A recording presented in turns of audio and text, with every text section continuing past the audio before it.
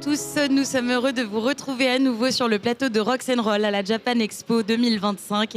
Et cet après-midi, nous avons la chance d'accueillir Vanouki ASMR. Alors Vanouki fait partie du stand Tremplin Web. Elle est créatrice de contenu ASMR sur Instagram et TikTok essentiellement, avec un univers qui est coloré, mystique et fantastique. Vanouki a su développer un domaine encore peu exploité en alliant ASMR, à savoir Autonomous Sensory Meridian Response ou réponse sensorielle autonome culminante à la culture du jeu vidéo et notamment la culture manga, animé et pop. Merci Vanouki d'être parmi nous. Merci beaucoup de m'inviter sur le plateau. Du coup, je suis super contente d'être là et super intro. L'intro au top, franchement. Ça sent la recherche. Hein. Ah ouais, non, mais vraiment là, super. Mais parce que c'est vraiment l'effet que ça m'a fait. Pop. Alors, déjà, dans un premier temps, est-ce que tu peux nous rappeler avec tes mots ce qu'est le tremplin web ? Alors, le tremplin web de la Japan Expo, ça permet de mettre en avant des créateurs pour montrer un peu ce qu'ils font, montrer un peu ce qu'on fait, ce qu'on présente. Et donc, moi, ça m'a permis de faire une rencontre abonnée pour la première fois. C'était ma première apparition publique en 4 ans. Donc, voilà, grâce au tremplin web. Eh ben alors, on est encore plus heureux de t'accueillir parmi nous parce que c'est une période exceptionnelle, quoi. Ah ouais, je suis vraiment contente. Ok, et donc concrètement, qu'est-ce que tu fais sur le stand Tremplin Web ? Là, j'accueillais du coup mes abonnés qui sont venus me voir. Ils sont venus, ils m'ont donné des cadeaux, des lettres. Ils m'ont dit tout plein de belles choses adorables pour me dire à quel point je les aide au quotidien pour les endormir. Parce que du coup, l'ASMR, ça aide les gens à s'endormir. J'ai rencontré plein de personnes ce week-end. C'était super. Et alors, pour les personnes qui nous regardent, vous ne savez peut-être pas parce que vous n'êtes peut-être pas sur place, mais par contre, nous, on a l'occasion d'être face au stand et je peux vous dire que effectivement, beaucoup de ces abonnés se sont déplacés et que du coup, tu fais aussi finalement des autographes, des selfies avec eux. Donc, oui. Ouais, j'ai fait pas mal de photos et j'ai signé des dédicaces aussi sur des petits prints que j'avais imprimés avec ma tête dessus. Donc, voilà. Donc, moi, c'est pas du tout un truc que je fais d'habitude. C'était la première fois. Donc, Mais c'était très joli. Enfin, moi, je trouvais que ça répondait à ton univers. Au final, oui. C'est vraiment du souci du détail. J'ai essayé de décorer un petit peu. J'ai mis des objets un peu emblématiques qui rappellent mon univers, qui rappellent mes vidéos. Donc, les abonnés qui connaissent bien mes vidéos, ils ont tout de suite eu les petits clins d'œil, les petites refs. Ouais. Trop bien. Et alors, comment t'as atterri là, à la Japan ? Enfin, sur Tremplin Web. Alors, c'est grâce à un ami à moi, qui est juste en face, là-bas. Ouais. C'est Julien, en fait, de la Force Ghost Productions. Eh ben, salut Julien. Aussi, voilà.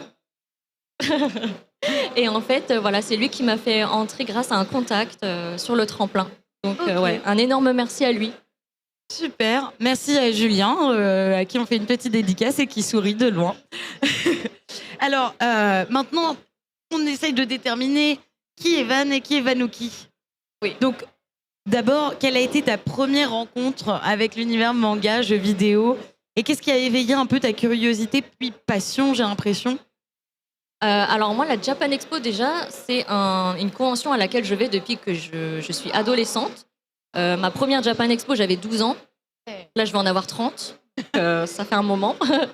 Et j'ai toujours aimé l'univers des mangas. Moi-même, je faisais du cosplay avant. En tout cas, je m'y essayais. Je lisais des mangas. Je regardais beaucoup de séries aussi, des séries japonaises et tout. Ouais. Donc, j'ai toujours été attirée par ce milieu. D'accord, donc oui, c'est venu plus ou moins naturellement avec... Oui, et puis même aujourd'hui, ça se ressent dans mes vidéos parce que je me déguise beaucoup, en fait. Dans mes vidéos, j'ai les perruques et puis j'aime beaucoup l'univers Heroic Fantasy. Ouais. Donc j'aime beaucoup Le Seigneur des Anneaux, par exemple. Donc je m'inspire beaucoup de cet univers pour faire mes jeux de rôle. Voilà. Et donc je mets des perruques, je mets des oreilles d'elfe. Alors j'ai vu, ça a particulièrement attiré mon attention parce que dans l'actuel play qu'on joue depuis 2 ans maintenant avec Rock'n'Roll, on joue à l'œil noir qui est un univers médiéval fantastique et je joue un elfe. Alors nous, on ne se cosplay pas. En revanche, quand j'ai vu direct tes cosplays, c'était effectivement un elfe, donc j'étais oh super. Voilà. Ouais. Et puis au niveau des jeux vidéo, j'ai pareil dans l'adolescence aussi. Moi, j'ai toujours joué aux jeux vidéo, notamment le jeu World of Warcraft, auquel j'ai joué pendant une dizaine d'années. Bon, aujourd'hui, j'y joue plus, mais World of Warcraft, j'adore. Voilà. Et puis les jeux vidéo, ça ne m'a jamais quitté. Donc plutôt d'ailleurs, PC gaming. Oui. Ouais. Ah ouais. Non, moi c'est PC. Je suis pas du tout joueuse console, pas du tout. Moi, je te comprends. J'ai tendance à plutôt jouer sur PC, même si console a pris quand même une place assez importante dans mon enfance et adolescence. Oui, surtout les petites consoles portables, genre les DS ou les Switch. Voilà. Et même avant ça, les Game Boy Advance. Voilà. Ouais. Bon, on a le même âge en plus, Oui. donc On s'est rendu compte qu'effectivement, on a un mois d'écart. Ouais, c'est fou, hein. Voilà. Alors, pourquoi tu as choisi l'ASMR? Comment tu l'as découvert et quels ont été tes débuts? Alors, en fait, moi, j'écoutais déjà de l'ASMR avant de me lancer, avant d'en faire. Mais en fait, c'était une période où j'étais sur TikTok, un peu comme tout le monde en 2020, 2021, j'étais sur TikTok. Et puis, je faisais des lives. Puis les gens, ils me disaient « Ah, mais tu dégages quelque chose de très apaisant, tu as une voix calme et je te verrais trop faire de l'ASMR. » Donc moi, je me suis dit « Ah bon, on va essayer, on va se lancer. » Et il se trouve qu'à ce moment-là, j'étais au chômage. La meilleure période pour pouvoir lancer des projets d'ailleurs. Exactement. Et donc, du coup, je me suis lancée sur TikTok. Et là, ça a explosé. Ah, c'est super. Et avant ça, est-ce que tu faisais quand même du contenu ou est-ce que ça a démarré avec l'ASMR? Ah non, ça a vraiment démarré avec l'ASMR. Je faisais des petites vidéos, mais un peu... je faisais des vidéos d'outfit. Je parlais beaucoup. Je parlais de sujets comme le racisme, que je subissais beaucoup, surtout en 2020. Voilà, donc des sujets un peu comme ça. Je parlais aussi de mon métier dans la restauration, parce que j'ai travaillé 7 ans dans la restauration. Donc un petit peu des vidéos lifestyle, voilà. C'est d'autant plus intéressant parce que je suis franco-marocaine et ce sont des thématiques qui forcément me touchent aussi, de lutter contre le racisme. Et il y a des pics aussi de période. Et effectivement, je pense qu'en 2020, ça a dû être très très difficile et pendant longtemps. Moi, c'est en ce moment. mais du coup, je pense que c'est un bon moyen finalement de pouvoir amener aussi à certains sujets d'une autre manière. Donc je te comprends. Et enfin, concernant toi et ton toi professionnel, comment tu as allié les deux, en fait, le côté ASMR, puis maintenant aussi un peu gaming? Moi, je parle de métier slash en ce moment, mais quels sont finalement tes métiers? Et si on doit prendre une de tes activités, ou deux, comment se déroule une semaine ou ça peut être une journée, mais en général, je sais que pour de la création de contenu, ça se déroule sur une semaine, quoi. Ah oui, alors je poste... Alors déjà sur YouTube, j'ai une fréquence de vidéos de deux vidéos par semaine. Ouais. C'est des longues vidéos, c'est des vidéos d'à peu près 40 minutes, 1 heure. Donc c'est quand même un sacré travail. Ouais, c'est un gros travail. Donc tournage, montage, je fais tout. C'est moi qui fais tout. J'ai un petit studio, bon c'est pas un studio comme ça, mais j'ai un petit studio chez moi qui me permet de travailler tranquillement au calme. Donc voilà, j'organise un petit peu mon planning comme je l'entends, parce que du coup je suis à mon compte, je fais ce que je veux. Voilà. Et qu'est-ce qui, par exemple, tu nous as amené un objet que tu utilises pour l'ASMR, mais comment tu choisis finalement les objets que tu vas faire? C'est par rapport au bruit, par rapport au côté joli visuellement? Alors, ça dépend des vidéos. Des fois, je vais faire des vidéos à thème. Donc, des fois, ça va être le thème de ce qu'on appelle le scratching. Scratching, c'est quand on va gratter comme ça. Donc, par exemple, ça, c'est moi qui l'ai fait. Ah ouais? Oui, c'est moi qui l'ai fabriqué. En fait, à la base, c'était un œuf en polystyrène. Et j'ai collé plein de trucs dessus. Et en fait, ça a créé de la texture, de la couleur. Donc, c'est super. Donc, ça fait plein de bruit. Mais t'es vraiment multitalent, en fait, un véritable couteau suisse. Ouais, en fait, je pense que c'est mon côté créatif qui fait que l'ASMR, ça me permet vraiment de développer cet aspect-là qui est créatif chez moi. Et du coup, ça développe en fait encore plus aussi ton activité. Tu ne restes pas finalement que cantonné à faire de l'ASMR. Ah non, ouais. Tu vas jusqu'à penser aussi et aller vers les textures. Et je fais d'autres concepts. Là, récemment, j'ai lancé un nouveau concept sur ma chaîne YouTube. En fait, j'ai allié l'ASMR avec les voix de comédiens de doublage. Ah Voilà. ouais. Donc, Mais je crois que j'avais vu quelques vidéos à ce sujet-là et effectivement, c'était intéressant. Je sais plus quel comédien ou comédienne j'avais c'était connu. Nathalie Carcinti qui est la voix française de Gamora dans les Marvel. Ah. Ah, mais c'est chouette. Donc en fait, tu arrives à faire des partenariats, ça marche bien. Ouais. Ah, c'est chouette. Bon, bah alors, allons vers les perspectives, justement. Tu es sur plusieurs activités, comme on disait, la SMR, le streaming gaming. Aussi, ouais. Tu fais des vidéos aussi, tu disais YouTube, qui était plus de l'ordre du lifestyle. Mais quelle est déjà ta préférée? Et puis, parmi ces activités, laquelle te donne le plus de visibilité? Maintenant, j'en déduis que c'est la SMR. Ah oui, c'est la SMR. Et surtout, quel est le profil type un peu, s'il y en a un, de ta fanbase? Ah oui, alors déjà, je vais commencer par mes vidéos préférées. Donc les vidéos ASMR, j'aime beaucoup les vidéos roleplay. En fait, c'est des jeux de rôle où je vais incarner, par exemple, un maître des potions. Moi, j'aime beaucoup tout ce qui est l'univers Harry Potter, l'univers fantasy, etc. Donc, je vais incarner un maître des potions et je vais faire. J'ai un chaudron et il y a vraiment toute une mise en scène avec un décor, une ambiance. Par exemple, le chaudron, je vais mettre une machine à fumer dedans et du coup, il y aura vraiment.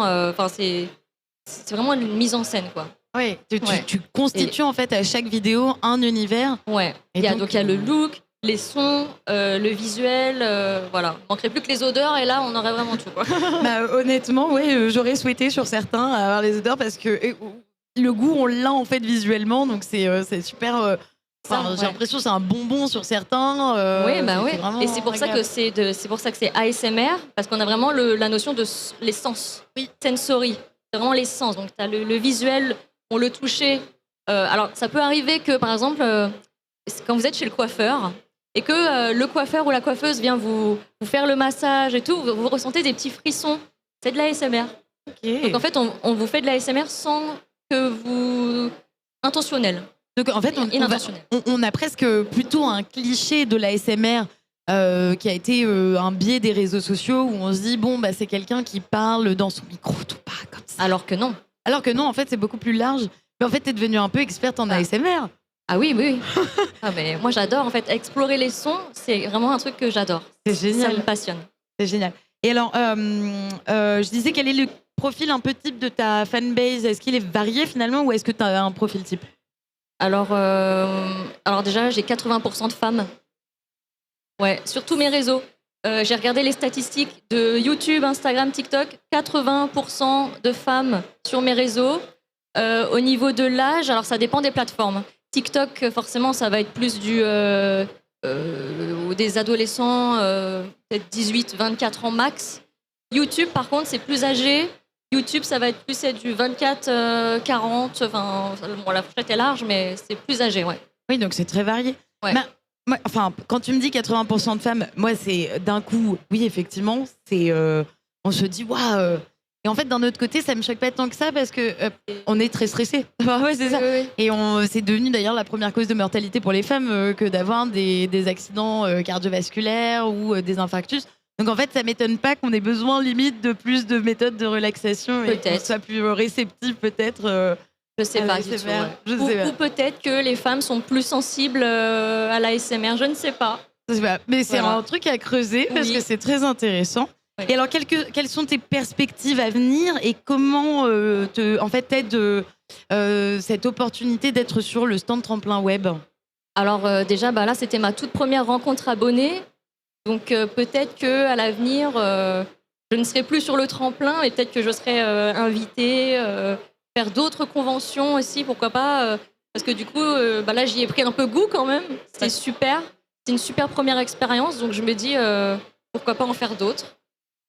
Eh ben écoute, ravi. Et puis n'hésite pas à nous dire quand tu y seras. On sera ravis de peut-être se croiser parce qu'on fait aussi d'autres conventions. Donc ce sera l'occasion de refaire un petit combo. Et enfin, pour clôturer, qu'est-ce qu'on peut te souhaiter pour la suite?